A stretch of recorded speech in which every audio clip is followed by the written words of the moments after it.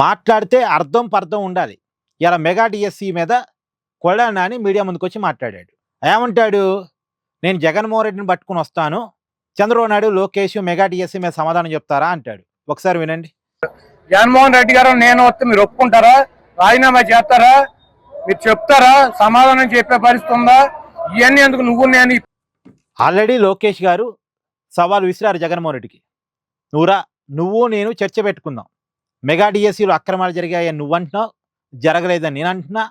నీకున్న ప్రతి అనుమానాన్ని నేను నివృత్తి చేస్తా, నీకున్న ప్రతి ప్రశ్నకి నేను సమాధానం చెప్తా, మన ఇద్దరం కలిసి చర్చిద్దాం రా అని లోకేష్ గారు ఆల్రెడీ సవాల్ విసిరారు. నీ ఇంటికి నన్ను రమ్మన్నా, నా ఇంటికి నువ్వు వస్తానన్నా నేను సిద్ధమే అని లోకేష్ సవాల్ విసిరారు ఆల్రెడీ.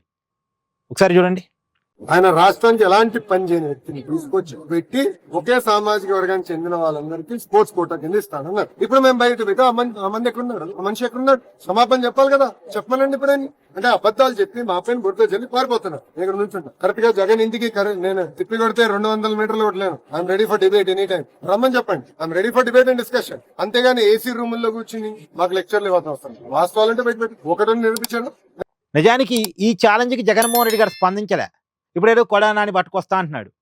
జగన్మోహన్ రెడ్డి గారు రావాలి అంటే కొడాలి నాని పట్టుకు రావాలా? ఆయనకేనా తోడా? రమ్మనండి జగన్మోహన్ రెడ్డి గారిని, తేలిపోయింది కదా. రాష్ట్ర ప్రజలకు కూడా క్లారిటీ వస్తుంది.